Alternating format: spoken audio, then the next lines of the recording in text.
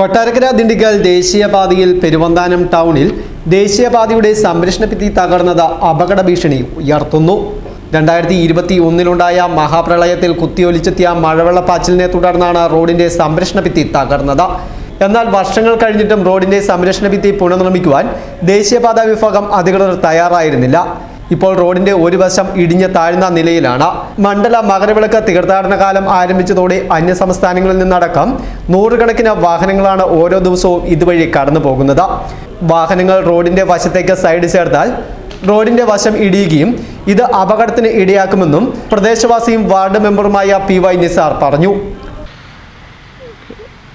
2021 പെരുവന്താനം കൊക്കയാർ മേഖലയിലുണ്ടായ ശക്തമായ വെള്ളപ്പൊക്കത്തോടനുബന്ധിച്ച് പെരുവന്താനം ടൗണിന് താഴെയായി ശക്തമായ മലവെള്ളപ്പാച്ചിലാണ് ഈ പ്രദേശത്ത് ഈ NH 183 റോഡ് സൈഡിലെ കെട്ട് പൂർണ്ണമായും നഷ്ടപ്പെട്ടു പോയിരിക്കുന്നത്. ഈ 2023 ഈ കെട്ടിടിഞ്ഞ് പോയപ്പോൾ തന്നെ NHന്റെ എഞ്ചിനീയറെയും അതിൻ്റെ അധികാരികളെയും നേരിട്ട് കാണിച്ച് ബോധ്യപ്പെടുത്തിയതാണ്. എന്നാൽ അവരോട് ആവശ്യപ്പെടുമ്പോൾ പലപ്പോഴും അത് കെട്ടാം, അല്ലാതെ കോൺട്രാക്ടർ വന്നില്ല എന്നുള്ള ഒരു സ്ഥിരം പല്ലവിയാണ് ഈ 3 വർഷക്കാലമായി ഞങ്ങൾ കേട്ടുകൊണ്ടിരിക്കുന്നത്.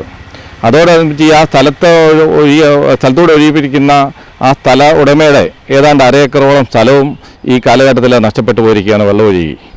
ഇത്രയൊക്കെ ആയിട്ടും NHന്റെ അധികാരികൾ ഇത് നന്നാക്കാനോ മറ്റു പരിപാടികളോ നോക്കുന്നില്ല എന്നുള്ള കാര്യം വളരെ പരിതാപകരമായ കാര്യമാണ്. എന്തായാലും ഇതിന് മുന്നോട്ട് ഇപ്പോൾ ശബരിമല സീസണാണ്. ഒത്തിരി വാഹനങ്ങൾ പെരുവന്താനം ടൗണുമായി ബന്ധപ്പെട്ട് പാർക്ക് ചെയ്യുന്നതാണ്. അവിടെ വീണ്ടും വലിയൊരു അപകടത്തിന് സാധ്യതയുണ്ട്. ഇനി കെട്ടുന്നില്ലെങ്കിൽ അതിശക്തമായ സമരവുമായി മുന്നോട്ട് പോകാനാണ് ഞങ്ങളുടെയൊക്കെ തീരുമാനം. റോഡിന്റെ സംരക്ഷണ ഭിത്തി പുനഃസ്ഥാപിക്കണമെന്ന് ആവശ്യപ്പെട്ട നിരവധി തവണ ദേശീയപാത വിഭാഗം അധികൃതരെ സമീപിച്ചെങ്കിലും തുടർ നടപടികൾ ഒന്നും അധികാരികളുടെ ഭാഗത്തുനിന്ന് ഉണ്ടാകുന്നില്ലെന്നും റോഡിന്റെ സംരക്ഷണ ഭിത്തി പുനഃസ്ഥാപിക്കുവാൻ അധികൃതർ തയ്യാറായില്ലെങ്കിൽ ശക്തമായ സമരപരിപാടികൾ ആരംഭിക്കുമെന്നും പ്രദേശവാസികൾ അറിയിച്ചു. News bureau, Mundakayam.